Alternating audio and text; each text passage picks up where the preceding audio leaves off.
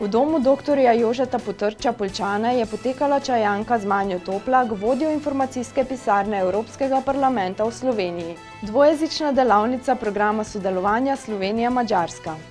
V tednu vseživljenjskega učenja v Lendavi parada učenja, dan učeči se skupnosti. Spoštovane gledalke in gledalci, lepo pozdravljeni. Vabljeni k ogledu tokratne oddaje Dogodki.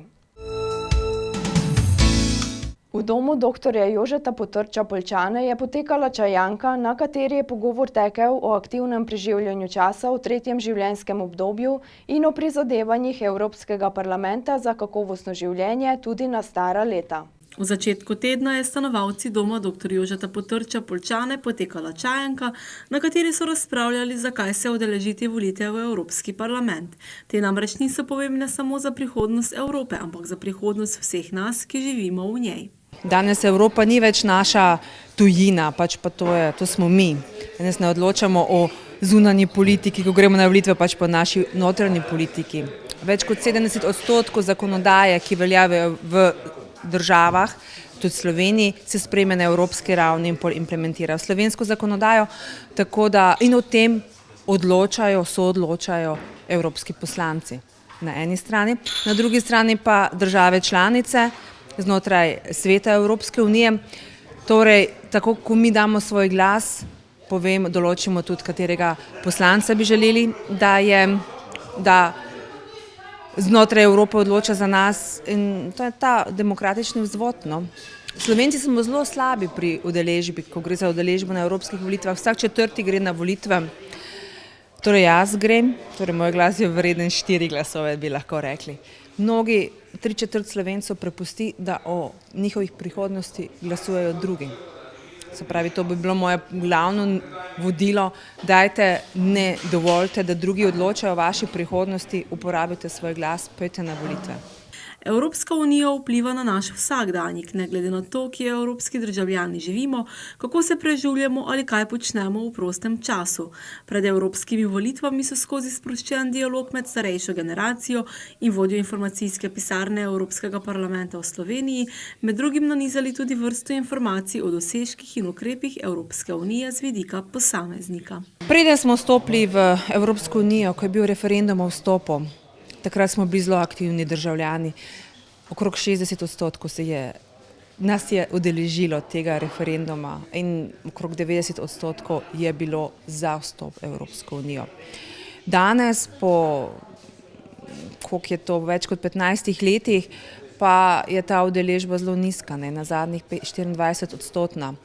Ampak tu ne gre samo za ta sredstva, ki jih dobivamo od Evropske unije, tu gre tudi za skupni trg, ni meja, lahko živimo, kjer želimo, študiramo zunaj, delamo zunaj. Slovenski trg se je iz 2-milijonskega povečal na 50-milijonski trg. Izvoz se nam je povečal za 220%. BDP na prebivalca za okrog 50%. To so vse ogromne številke. In odločitve Evrope pa vplivajo na tak vsakdanje življenje, kot recimo, telefon, ki ga uporabljamo. Danes lahko gremo preko meje v Avstrijo in telefoniramo po istih tarifah kot v Sloveniji. To je ena novost, ki je novost. Ta zakonodaja je bila sprejeta pred 2 letoma in smo se kar hitro že navadili na to, pozabljamo, da je to nam Evropa dala. Ali pa nakupovanje preko spleta. Danes, če nakupuješ preko spleta, imaš avtomatsko možnost, da če ti ta izdelek ni všeč, ga lahko vrneš v 2 tednih, v roku 2 tednov. Ali recimo garancije na elektronske naprave. Danes za vsako elektronsko napravo dobiš 2-letno garancijo. Torej, če se ti telefon pokvari v 23. mesecu, ti ga mora firma, kjer si kupil, ali zamenjati, ali popraviti, ali dati novega. To so takšne majhne zadeve, ki so na vsakem koraku, tako da dejansko evropska zakonodaja vpliva na naše vsakdanje življenje. Na Čajanki v domu dr. Jožeta Potrča Poljčane so v sproščenem dialogu izpostavili tudi pravico do sooblikovanja kakovosti bivanja v tretjem življenjskem obdobju preko instrumenta volitev v Evropski parlament. Pomembno vlogo v tretjem življenjskem obdobju pa igrajo tudi domovi za starejše občane, ki poleg zdravstvene nege in oskrbe stanovalcem ponujajo številne dodatne programe in aktivnosti, katere so zanje velikega pomena, saj bistveno pripomorejo k njihovemu družabnemu življenju in boljšemu počutju. Dom dr. Jožeta Potrča Poljčane je javni socialno-varstveni zavod, ki deluje na 2 lokacijah. V Poljčanah deluje že od leta 1952, v Slovenski Bistrici pa od 2013. Skupna kapaciteta je 354 postelj.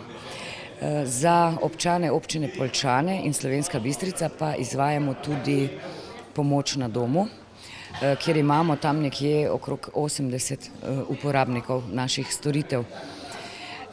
Sicer smo tudi pred kratkim pridobili že drugi certifikat kakovosti, Equalin. To je model kakovosti prilagojen socialno-varstvenim organizacijam, mednarodni. Tako da smo na to zelo ponosni, ker smo med 1/3 slovenskih domov, ki razpolaga z tem certifikatom.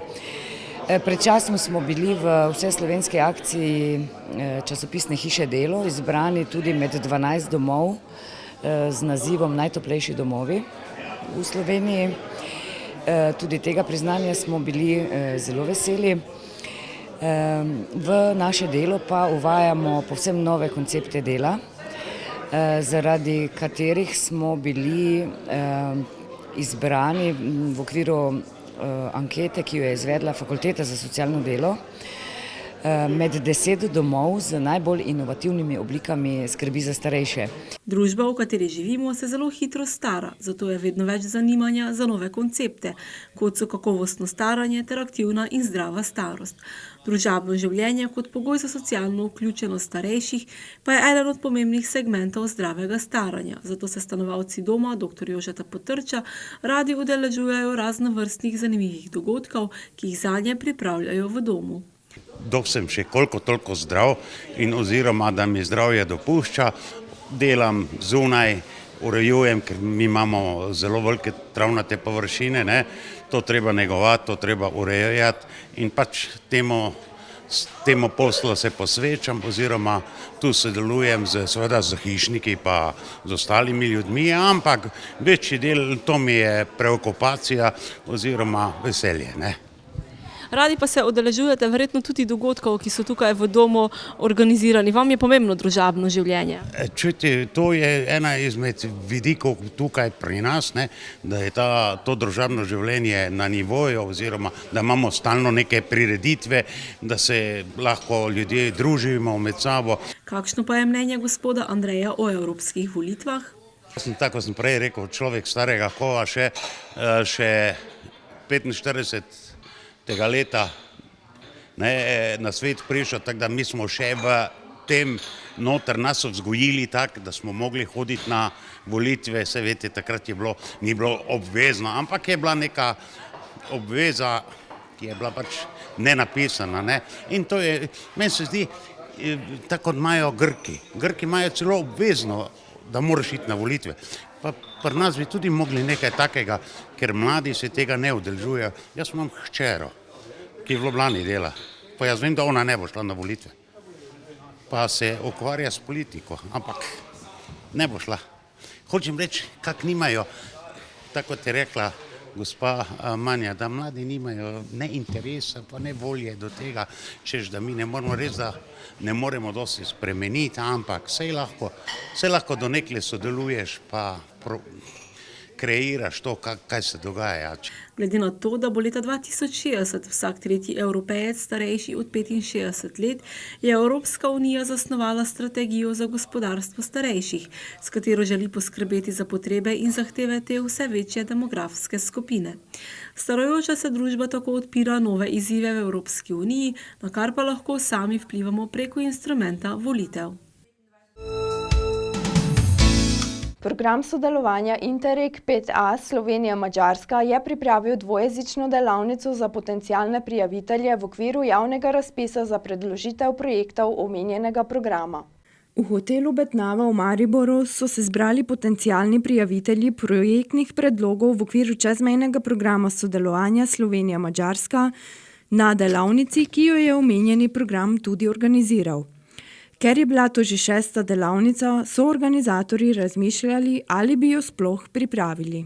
V bistvu smo kar nekaj časa razmišljali, ali še narediti eno prijavnico za potencialne prijavitelje, vendar na koncu je prevagala se vendarle ta želja, da jim še enkrat poskušamo razložiti, kakšna so naša pričakovanja in kako dejansko pripraviti dolgi projekt. Ker ko ste videli, znotraj prve prioritete smo sredstva razdelili, ta druga prioriteta, to sodelovanje, pa še vendarle nek trd oreh za prijavitelje in kako najlažje jim približati želje in potrebe programa je vendarle z delavnico, ki je lahko interaktivna, kjer se lahko z nekom sedeš, pogovoriš, lahko vpraša in to je bil bistveni razlog, zakaj še eno delavnico, ki smo v bistvu poskušali tudi pripraviti na drugačen način. Vendarle poskušamo vsako delavnico nadgraditi in jo pripraviti bolj zanimivo, bolj približati v bistvu poslušalcem oziroma potencialnim prijaviteljem vsebine in želje, na kak način naj pripravijo projektno vlogo. Finančna perspektiva 2014-2020 se sicer počasi izteka, vendar je na drugi prioritetni osi čezmejnega programa sodelovanja ostalo še nekaj denarja, kljub številnim prejetim prijavam projektnih predlogov v teh letih. Na drugi prioriteti programa Slovenija-Madžarska v bistvu še je na voljo tretjina sredstev. Prioriteta je relativno mala, 3 milijone SRR sredstev, od tega nekje dobra 2 milijona počrpanih oziroma dodeljenih, 1 milijon sredstev še je na voljo. Projektov, ki se bi prijavili v drugo prioritetno os, smo v teh 5 rokih dobili preko 50-60, vendar pa zgolj 7 odobrenih. Statistika je izredno slaba, zato ker ljudje običajno ne razumejo, kaj institucionalno sodelovanje je in se preveč osredotočajo na probleme, ki jih bo nekoč potencialno tako sodelovanje lahko reševalo, se pa ne osredotočajo na probleme, ki jih v bistvu prioriteta naslavlja.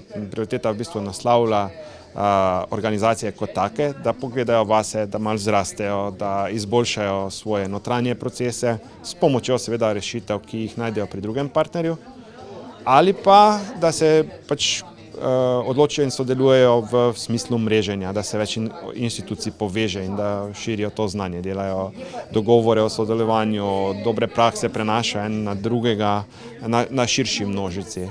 Tako da te dve stvari sta zelo specifični in največkrat projekti začnejo z nekim bistvom, ki je smiselno, potem ga pa razširijo na to, kako pa bo v regiji se spremenilo, ne vem, odnos do, ne vem, okolja ali pa narave, ki pa ni več temelj ciljev programa. Cilji programa na drugi prioriteti so jasni, to je institucionalno sodelovanje. Področja, na katera se sicer potencialni prijavitelji na drugi prioritetni osi, ki predvideva institucionalno sodelovanje, lahko prijavijo, niso omejena. Zelo težko je v bistvu nekomu razlagati o institucionalnem sodelovanju, kaj to je. Komu razložiš bistvo, reče, ja, se to razumem, ampak na katerem področju pa lahko delam. Za nas je področje dela v bistvu nepomembno. Se pravi, inštitucije lahko prihajajo z zdravstva, z energetskega področja, z okoljevarstvenega, ne vem, bom rekel, institucije, gasilci, policija, ne nazadnje sodišče. Tudi tu so težave na institucionalnem sodelovanju velike, pa žal nekako ne prodremo do teh relevantnih inštitucij, ki bi še lahko svoje sodelovanje nadgradili. Kot je sicer že bilo izpostavljeno, se kljub jasnim ciljem, ki jih druga prioriteta zasleduje, še vedno pojavljajo projektni predlogi, ki tem ciljem ne zadostujejo oziroma so preveč obsežni, zato so za mnoge prijavitelje precej trd oreh. Številni predstavniki organizacij, ki so bili uspešni pri projektnih prijavah, so zato na delavnicah predstavili tudi svoje izkušnje. Težave mogoče že na prvi vrsti so administrativne pomanjkljivosti. Marsikdaj si prijavitelji pustijo čas do zadnjega dne in ko hitimo, marsikaj spregledamo, prijavnica je dokaj obširna. Potem pa tudi vsebinsko priporočam res prijaviteljem, da prvo identificirajo težavo in potem iščejo programe, razpise, ki bi to njihovo težavo lahko rešili, ne obratno, da vidijo razpis in potem probajo nek projekt napisati. Delavnica v Mariboru je bila torej namenjena ponovno razjasnitvi glede zasledovanja ciljev, predložitvi ustreznih projektnih predlogov ter soočanja s prijavnicami. Dala je tudi nekaj odgovorov o usmeritvah v prihodnost, nas pa je zanimalo, kaj vseeno lahko pričakujemo od prijavljenih projektnih predlogov. Malo smo bili skeptični, ali je delavnica sploh potrebna ali ne. Vedno je bila dilema, da to ponavljamo že šestič, tako da tudi sami v pisarni nismo bili najbolj prepričani, ali odziv še bo. Sploh glede na neuspehe, ki jih je veliko projektov doživelo. Danes vidimo, da je tukaj okrog 50 ljudi.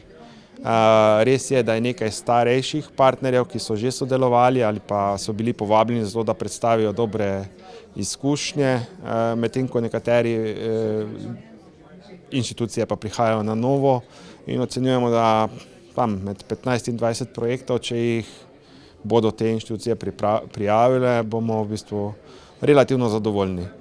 1 milijon SRR sredstev po nekih naših ocenah bi pomenilo tam od 3 do 5 projektov, odvisno od njihove velikosti in sofinanciranja, in bi tudi ta druga prioriteta bila počrpana. Mogoče zanimivo za prihodnost so usmeritve dosti podobne, še bolj se dejansko teži k temu nadgradnji sodelovanja, plemenitenju, trajnosti sodelovanja, in ta prihodnost bo v bistvu še bolj usmerjena v to, da bodo institucije med sabo mogle sodelovati, kar se pa kaže, da je v bistvu dosti težko doseči. V Lendavi so se pridružili še 16 drugim mestom po Sloveniji ter prvič organizirali parado učenja kot osrednji dogodek tedna vseživljenjskega učenja. Zveza kulturnih društev Lendava je v sodelovanju z Ljudsko univerzo Lendava in občino Lendava pripravila parado učenja, dan učečih se skupnosti. Ta vseslovenski festivalski dogodek pod okriljem Andragoškega centra Slovenije je vsebinska obogatitev tedna vseživljenjskega učenja, ki ga v Sloveniji letos obeležujemo že 24. V drugem tednu meseca maja se na tovrstnih srečanjih zberejo ponudniki znanj in spretnosti na eni ter povpraševalci na drugi strani, ob tem pa potekajo številne aktivnosti, ki na tak ali drugačen način obeležujejo formalno, neformalno in priložnostno učenje. Na tiskovni konferenci so predstavniki organizatorjev in koordinatorjev predstavili tako akcijo Parada učenja, kakor tudi najvidnejšo kampanjo na področju izobraževanja Teden vseživljenjskega učenja. Daniela Hozjan, predsednica Zveze kulturnih društev Lendava, je predstavila dejavnost organizatorja, vlogo v dogodku in potek le-tega. Zveza kulturnih društev Lendava deluje že 42 let in združuje kulturna društva na področju občine Lendava in ostalih občin iz upravne enote Lendava. Mi delamo seveda na kulturnem področju, to je združujemo društva in pomagamo pri različnih dejavnostih, pomagamo pri prireditvah. Je v občini Lendava prek 40 kulturnih društev, vse skupaj pa je 77 kulturnih društev, ki skupaj pripravlja različna dogajanja, prav tako tudi v tednu vseživljenjskega učenja, kjer smo že 16 let kot tematski koordinator in tudi kot redni koordinator. Tudi letos pripravimo različne predavanja, prireditve, vse, kar pač je potrebno, da se ljudje združujejo, da pripravijo skupne prireditve, da se naučijo nekaj od plesov do petja, potem tudi razna izobraževanja so tukaj mišljena, tudi športne aktivnosti, potem za zdravo življenje in vse, kar pač spada v to skupnost. Zveza kulturnih društev Lendava se je letos odločila, da bo tudi kot prvič prijavila projekt Parado učenja. seveda na spodbudo Ljudske univerze Lendava, kar se jim zahvaljujem, in tudi potem pripravimo danes eno lepo prireditev z različnimi dogodki in sicer bo se na odru predstavilo 18 skupin, to je pevskih zborov, ljudskih pevcev, folkloristov, šole, vrtci, inštitucije, občine in seveda bo vsak hotel na svoj način predstaviti svoje dosežke na področju kulture ali pa šolstva. Na zemljevid parade učenja se z letošnjim letom zraven 16 drugih mest po Sloveniji umešča tudi Lendava, kjer se slednja odvija prvič. Pokroviteljstvo nad dogodkom je prevzela občina Lendava. Župan Janez Madžar pa se zaveda pomembnosti vseživljenjskega učenja za lokalno skupnost. Veselim se tudi temu, da smo ena izmed 17 občin v Sloveniji, ki predstavlja oziroma dodatno še motivira naše občanke in občane regijo k učenju, vsesplošnemu učenju. Učenje, vemo, da se učimo skozi celo življenje, vsekakor je to osnova za neko družbeno, prvič tudi osebnostno, družinsko, pa tudi družbeno blaginjo, kajti če je izobražen človek, izobražen občan, lahko prispeva tudi k svojemu osebnostnemu razvoju, vsekakor pa več lahko tudi prispeva k družbenemu oziroma lokalni skupnosti, da je lokalna skupnost napredna in tudi fleksibilna. To je moje vodilo, moje tudi spoznanje in me veseli tudi, da so te ustanove, zavodi na območju Lendave tisti, ki te ljudi široko tudi vključujejo. Da ne bom pa izpustil, kaj je najbolj pomembno in želim poudariti, da kandidiramo za Evropsko prestolnico kulture. In to je tudi en segment, en temelj k temu, da pokažemo tudi, da je kultura, pač se tu predstavljajo naši kulturni delavci in ustvarjalci v naši okolici, ampak tudi učenje, da vključujemo tudi v parado, vključujemo ta projekt parade učenja, da se tudi na tem področju dogaja in še enkrat pokazujemo, da Lendava je le pravi kandidat za to prestolnico Evrope leta 2025 in na vseh področjih dokazujemo, da kot malo, nestatistično mesto Lendava z malo prebivalcev lahko kosamo z velikimi kandidati, kot so v slovenskem prostoru. Lendava je tista, ki lahko nekaj ponudi oziroma to barvitost, ki jo imamo, ko je tudi predsednica povedala, multikulturnost.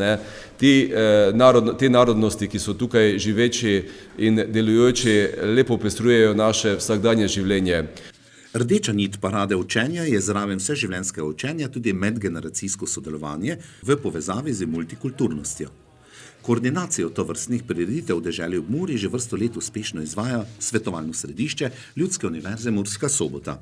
Ob tem dogodku je vodja Alojz Raka pojasnil pomen svetovanja. Letos je 24. leto, kar se odvija teden vseživljenjskega učenja.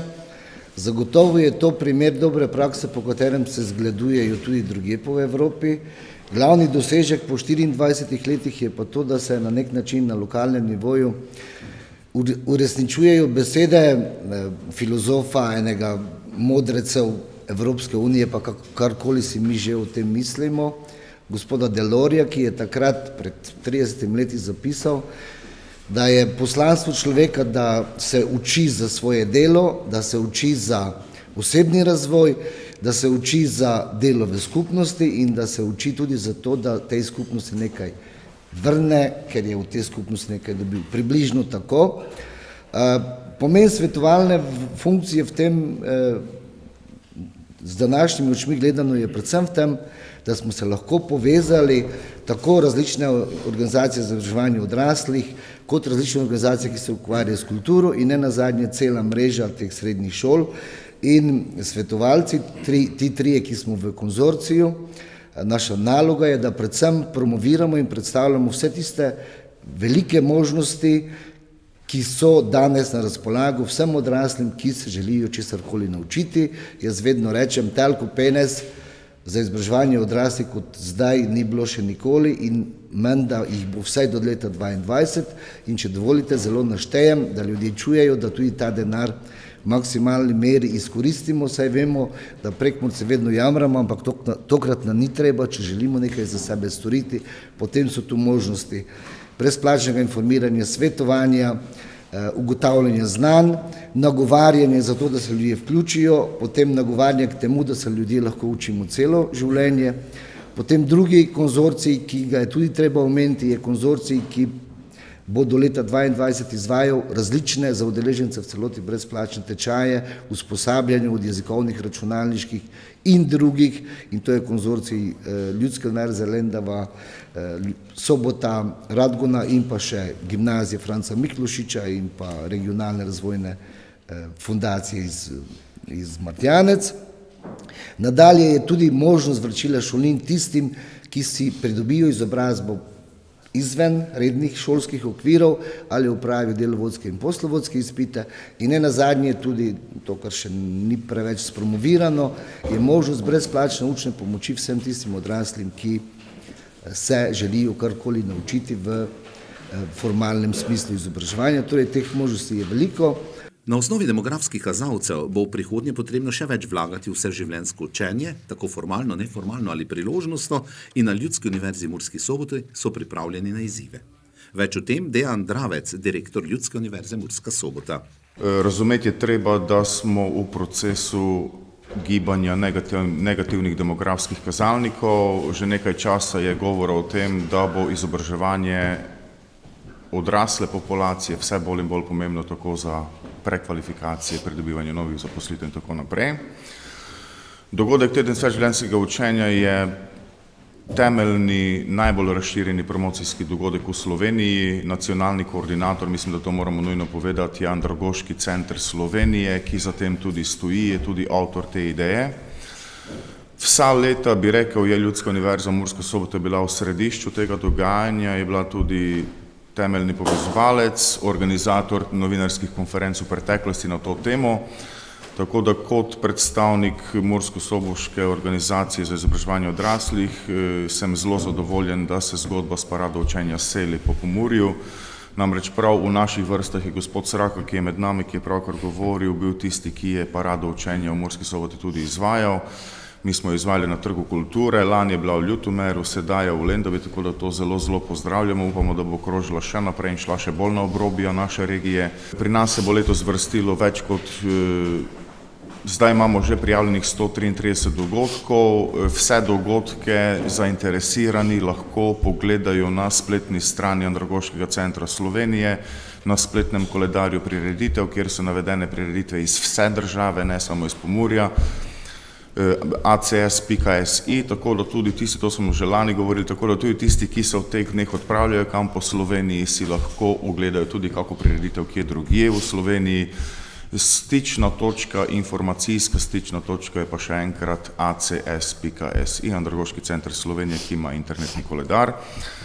Mi bomo v tem primeru spet izkoristili priložnost in se bomo povezovali z lokalnimi institucijami. Lani smo povezali 46 institucij in izvedli, mislim, da 94 prireditev.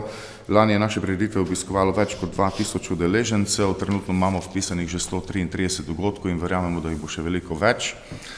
Tudi tokrat bomo povezali čez 40 organizacij, kar pomeni, da ne gre samo za promocijo, ne gre samo za zadovoljitev potreb udeležencev, gre tudi za veliko zgodbo o mreženju, ker pač je to tudi ena taka rak rana iz zgodovine Prekmurja, ko je vsak ščitil svoj teritorij, in mi pozdravljamo vse akcije, kjer lahko institucije stopijo skupaj in sodelujejo. Tako da bomo v teh dneh, razširjeni termin te zgodbe je 10. maj do 30. junij. V tem času bodo prireditve potekale, se bo dogajalo veliko po Pomurju in seveda vljudno vabljeni vsi, ki tole gledate, in tisti, ki poznate te, ki to gledate. Letošnja parada učenja ima še dodano vrednost, saj gosti kar 2 od 6 prejemnikov priznanj za posebne dosežke na področju izobraževanja odraslih, ki jih podeljuje Andragoški center Slovenije. To sta študijski krožek Lipovci s strokovnim mentorjem Jožefom Horvatom iz Lipovec v kategoriji skupine ter Nataša Horvat v kategoriji posamezniki. Slednja je v uspehu in svoji izobraževalni poti povedala. Teden vseživljenjskega učenja in zase zagotovo lahko trdim, da se učim vso življenje. Mogoče sem veliko tega izpustila v tistem izobraževalnem času, ampak žal življenjske okoliščine so bile take, da v tisti dobi nisem mogla zaključiti izobraževanja. ampak nekako sem se odločila, da bom to svojo željo uresničila kasneje, ko sem že postala dobesedno, lahko povem, mamica. Sama zahvala oziroma priznanje, ki sem ga petek prijela v Kranju, je zame ena dodatna motivacija k nadaljnjemu izobraževanju in s tem si želim pridobiti več znanja, katerega si želim prenesti na pripadnike svoje romske skupnosti. Seveda v tem primeru sem izredno hvaležna Andragoškemu centru Slovenije, ki se je pač odločil, da mi to priznanje na podlagi te svoje izobraževalne življenjske poti dodeli to priznanje. Tega ne bi bilo, če me Ljudska univerza ne bi prijavila za dobitnico tega priznanja. Izredno hvaležna sem vsem tistim, ki so mi pomagali ne samo pri moji izobraževalni poti, ampak tudi na poslovni poti. Vsem mojim bivšim sodelavcem in vsem tistim, ki sodelujejo z mano še danes. Zagotovo lahko trdim, da nas znanje bogati in da se učimo celo življenje in moj cilj je vso to znanje, katerega si bom skozi življenje pridobila, prenesti na pripadnike romske skupnosti in jim dokazati, da je res en zelo pomemben element k socializaciji, integraciji romske skupnosti, zraven vseh tistih kulturnih bogatstev, ki jih Romi imamo, znanje največji vložek. Dogodek Parada učenja je potekal v avli gledališke in koncertne dvorane Lendava. Otvoritev dogodka s pozdravnimi nagovori predstavnikov lokalne skupnosti in bogatim kulturnim programom je v nadaljevanju postregel s ponudbo organizacij, društev, vzgojno-izobraževalnih zavodov, institucij in posameznikov iz regije na več kot 30 stojnicah. Pestro dogajanje sta v spremljevalnem delu obogatili predavanji z judovsko in romsko tematiko. To je bilo vse za danes. Hvala za vašo pozornost in lep pozdrav do prihodnjič.